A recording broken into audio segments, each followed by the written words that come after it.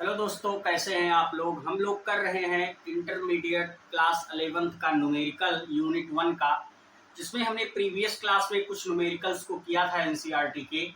आज से वह जहां तक हमने किया था उससे आगे इस क्लास में हम करते हैं। तो हमारा अगला न्यूमेरिकल्स है 6वां न्यूमेरिकल। देखिए आपके स्क्रीन पे न्यूमेरिकल शो हो रहा है। कोई छात्र 100 आवर्धन के एक सूक्ष्मदर्शी द्वारा देखकर मनुष्य के बाल की मोटाई मापता है। वो 20 बार प्रेक्षण करता है और उसे ज्ञात होता है कि सूक्ष्मदर्शी के दृश्य में बाल की औसत मोटाई 3.5 मिलीमीटर है। बाल की मोटाई का अनुमान क्या है। आपको पता होगा जो सूक्ष्मदर्शी होता है वो सूक्ष्म वस्तुओं को बड़ा करके दिखा देता है। तो सूक्ष्म से सूक्ष्म वस्तुओं को भी उससे आप देख सकते हैं। तो उसी के लिए कहा गया है कि कोई छात्र 100 आवर्धन के एक सूक्ष्मदर्शी द्वारा देखकर मनुष्य के बाल की मोटाई मापता है। तो हम चूंकि जानते हैं किसी यंत्र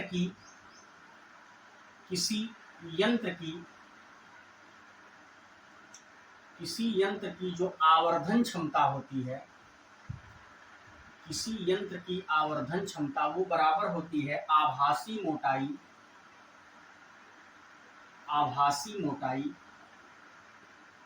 बटे वास्तविक मोटाई। आभासी मोटाई बटे वास्तविक मोटाई। तो हमको निकालना क्या है, क्या क्या दिया गया। वास्तविक मोटाई हमको चाहिए क्योंकि पूछ रहा है कि बाल की मोटाई का अनुमान क्या है। तो वास्तविक मोटाई देखिए, इसका आवर्धन क्षमता कितना है, 100 दिया गया है। और आभासी मोटाई 3.5 मिलीमीटर है। और हमको वास्तविक मोटाई निकालना है, वास्तविक मोटाई। तो वास्तविक मोटाई बराबर क्या हो जाएगा, वास्तविक मोटाई, ये फार्मूले आपको याद करने पड़ेंगे तभी सवाल ये लग पाएंगे। वास्तविक मोटाई बराबर 3.5 बटे 100।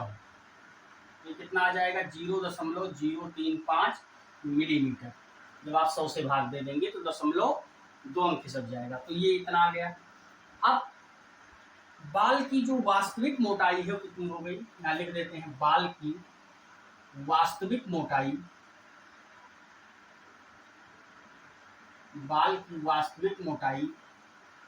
0.035 ये। तो इस प्रकार से इस क्वेश्चन को हम सॉल्व कर सकते हैं। अब हमारा अगला क्वेश्चन है, आप इसका स्क्रीनशॉट लीजिए तो हम अगला क्वेश्चन लें।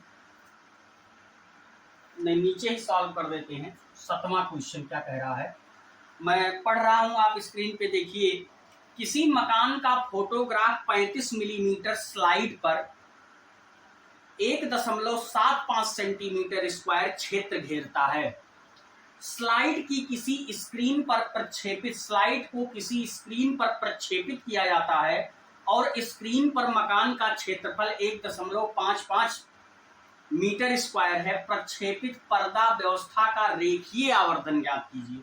अच्छा, एक चीज ध्यान दीजिए, जो रेखीय आवर्धन बराबर होता है, रेखीय आवर्धन लीनियर मैग्निफिकेशन, वो अंडर रूट क्षेत्रीय आवर्धन के बराबर होता है।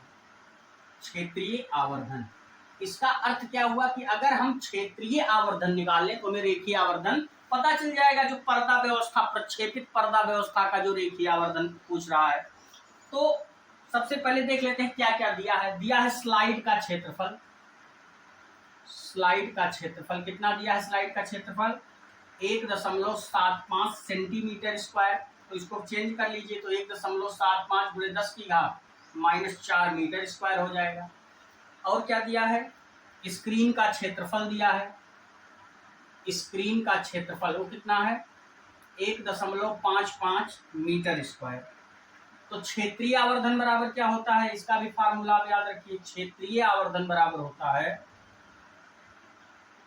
स्क्रीन का क्षेत्रफल बटे स्लाइड का क्षेत्रफल। तो 1.75 गुणे 10 की घात -4। तो जब आप इसको सॉल्व करेंगे तो लगभग में आएगा 8857 इतना में आएगा लगभग।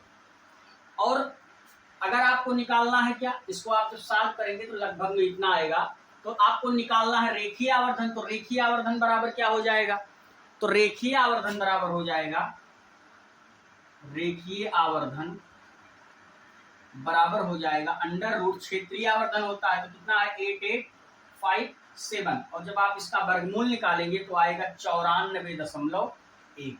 तो जो प्रक्षेपित पर्दा व्यवस्था का जो रेखीय आवर्धन कितना आ जाएगा, 94.1 आ जाएगा। तो मुझे लगता है आपको समझ में आया होगा ये भी सवाल। अब आप इसका स्क्रीनशॉट लीजिए, फिर हम अगला प्रश्न लेते हैं।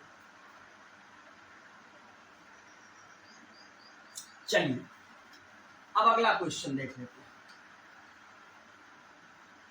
अगला क्वेश्चन क्या कह रहा है, निम्न में सार्थक अंकों की संख्या लिखिए। देखिए तो क्या क्या है, आप लोग क्वेश्चन देखिए स्क्रीन पे। सार्थक अंकों की संख्या लिखनी है। पहला ए क्या कह रहा है, 0.007 मीटर स्क्वायर। इसमें सार्थक अंक कितने हैं ये तो आप लोग को खुद ही बता देना चाहिए, इसमें सार्थक अंक कितने हैं। मैंने कहा था दशमलव के बाद अगर कोई अशून्य अंक ना हो और सब शून्य हो और अंतिम अंक अशून्य हो, दशमलव के पहले शून्य हो, तो इसमें जो सार्थक अंक गिने जाते हो केवल एक। इसमें सार्थक अंक कितने हैं, एक। नियम आप अगर पढ़े होंगे तो आप इस सवाल को कर ले जाएंगे। दूसरा इसमें पूछ रहा है बी नंबर 2.64 गुणे 10 की घात 24 किलोग्राम। तो मैंने बताया था कि अगर बताया नहीं है तो भी जान लीजिए, 10 की घात 24 अगर कहीं लिखा है तो इसको सार्थक अंकों की संख्या में नहीं काउंट किया जाता, घातों को। तो इसमें सार्थक अंक आप स्वयं लिख सकते हैं, 3 है, 1 2 3। अगला पूछ रहा है सी नंबर 0.2370 में सार्थक अंक कितने हो जाएंगे। तो देखिए दशमलव के बाद अशून्य अंक है तो सब गिने जाएंगे, तो कितने हो गए, 4 हो गए। इसके बाद क्या पूछ रहा है, 6.032 में सार्थक अंक कितने हो जाएंगे। आप जानते हैं कितने हैं, 2 2 4, बीच में अगर 0 आता है तो उसे लिया जाएगा सार्थक अंक में। ई नंबर क्या है, डी नंबर, इसमें एक आगे पीछे हो गया, आप मिला लीजिएगा। 6.320, इसमें भी सार्थक अंक कितने हो गए, ये भी 4 है तो गिने जाएंगे। एफ नंबर देख लीजिए क्या है, 0.0006032 में सार्थक अंक कितने हो जाएंगे। तो इधर वाले 0 तो लिए नहीं जाएंगे, यही सार्थक अंक हो जाएंगे, 0 4 हो जाएंगे। तो इस प्रकार से ये भी क्वेश्चन हम कर सकते हैं, इसको आप अच्छे से समझिए। सार्थक अंक तो आपको मैंने डिटेल में बताया है, पढ़ाया भी है, समझाया है एक एक उदाहरण देके, तो इस प्रकार से आप इसको समझ सकते हैं। अब इसका स्क्रीनशॉट लीजिए, अगला प्रश्न लेते हैं। चलिए अगला क्वेश्चन देखिए क्या कह रहा है। अगला क्वेश्चन कह रहा है धातु की किसी आयताकार शीट की लंबाई, चौड़ाई व मोटाई क्रमशः 4.234 मीटर, 1.005 मीटर व 2.01 सेंटीमीटर है। उचित सार्थक अंकों तक इस शीट का क्षेत्रफल व आयतन ज्ञात कीजिए। तो आपको उचित सार्थक अंकों तक इस शीट का क्षेत्रफल और आयतन निकाला। तो चलिए देख लेते हैं 9वां क्वेश्चन में क्या क्या दिया है। सबसे पहले एल दिया है, एल कितना है, 4.234 मीटर है। उसके बाद बी कितना दिया है, चौड़ाई 1.005 मीटर। एच कितना दिया है, 2.01 सेंटीमीटर। तो जरा इसको बदल लीजिए सेंटीमीटर को, क्योंकि सब इसमें मीटर मीटर है, तो 2.01 बटे कितना हो जाएगा 100, तो कितना आ जाएगा 0.0201 मीटर, ये हो जाएगा। ये हमारा निकल गया। अब मोटाई की माप में हम देख लेते हैं सार्थक अंकों की संख्या सबसे कम कितनी है। तो लिख लेते हैं मोटाई के माप में, मोटाई के माप में सार्थक अंकों की संख्या, सार्थक अंकों की संख्या,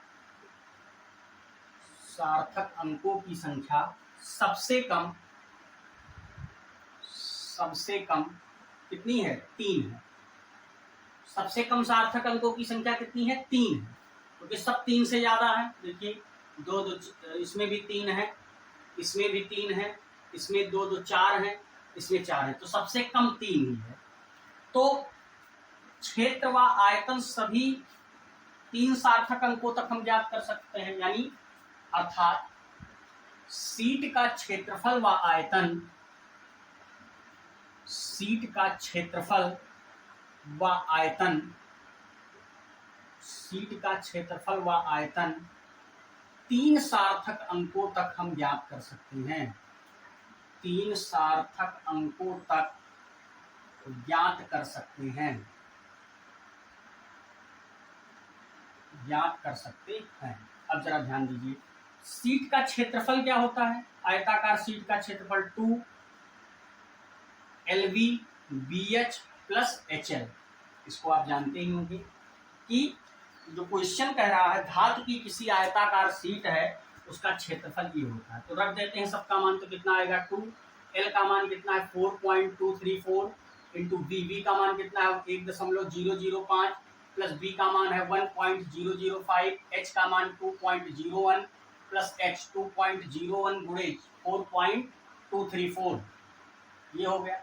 तो जब हम इसको सॉल्व करेंगे तो कितना आता है, इसको सॉल्व कर, इसको आप गुणा कर लीजिए और इसको जब आप सॉल्व करेंगे तो आएगा 4.36044739। अब आप इसको सॉल्व कर सकते हैं और जब इसका 2 में गुणा करेंगे तो 8.720947 मीटर स्क्वायर होगा। और हमको 3 ही सार्थक अंक तक लिखना है तो क्या हो जाएगा 8.72 मीटर स्क्वायर, ये इसका क्षेत्रफल आ जाएगा। ऐसे आयतन इसका निकालते हैं तो आयतन कितना होगा, आयतन बराबर क्या होता है लंबाई गुणे चौड़ाई गुणे ऊंचाई। तो सब दिया गया है। लंबाई कितनी है 4.234, चौड़ाई 1.005, ऊंचाई 0.0201 मीटर क्यूब। और जब आप इसका मल्टीप्लाई करेंगे तो इसका मान आएगा 0.0855289 मीटर क्यूब। हमको कितना लेना है 3 सार्थक अंक तक लेना है, तो 0. यहाँ ध्यान रखिएगा 3 सार्थक अंक, तो 0.0855 मीटर क्यूब, ये मैंने 3 सार्थक अंकों तक इसको ज्ञात किया। तो इस प्रकार से ये क्वेश्चन लगेगा। तो इसका स्क्रीनशॉट लीजिए, फिर अगला क्वेश्चन लेते हैं। चलिए अगला क्वेश्चन देखते हैं। अगला क्वेश्चन क्या कह रहा है, कह रहा है पंसारी की एक तुला द्वारा मापे गए, पंसारी की तुला द्वारा मापे गए डिब्बे का आयतन 2.3000 किलोग्राम है। सोने के 2 टुकड़े जिनका द्रव्यमान 20.15 ग्राम व 20.17 ग्राम है डिब्बे में रखे जाते हैं। डिब्बे का कुल द्रव्यमान ज्ञात कीजिए, पूछ रहा मतलब कितना है। और बी नंबर पूछ रहा है उचित सार्थक अंकों तक टुकड़ों के द्रव्यमानों में कितना अंतर है, ये आपसे पूछ रहा है। तो डिब्बे का द्रव्यमान कितना है, ये कौन सा क्वेश्चन है 10वां क्वेश्चन है। तो सबसे पहले देख लेते हैं डिब्बे का द्रव्यमान। डिब्बे का द्रव्यमान कितना दिया गया है, डिब्बे का द्रव्यमान 2.3000 किलोग्राम। और पहले टुकड़े का द्रव्यमान कितना है, पहले टुकड़े का द्रव्यमान, पहले टुकड़े का द्रव्यमान कितना दिया गया है 20.15 ग्राम है, तो इसको किलोग्राम में बदल लीजिए तो 10 की घात -3 किलोग्राम। और 10 की घात -3 करेंगे तो ये आ जाएगा 0.02015 किलोग्राम, ये हो गया। दूसरे टुकड़े का द्रव्यमान देख लेते हैं। दूसरे टुकड़े का द्रव्यमान, दूसरे टुकड़े का द्रव्यमान कितना दिया गया है 20.17 ग्राम। अच्छा, इसको भी चेंज कर लीजिए तो 20.17 गुणे 10 की घात -3 किलोग्राम। तो ये कितना आ जाएगा, जब इसको सॉल्व करेंगे तो 0.02 ग्राम, ये आपका आ जाएगा। अब हम इसका आ जाएगा 0.02017 किलोग्राम। अब ध्यान दीजिए पहला क्या पूछ रहा है, कुल द्रव्यमान। पहला पूछ रहा है कुल द्रव्यमान, तो कुल द्रव्यमान कितना हो जाएगा 2.3000 प्लस कितना हो जाएगा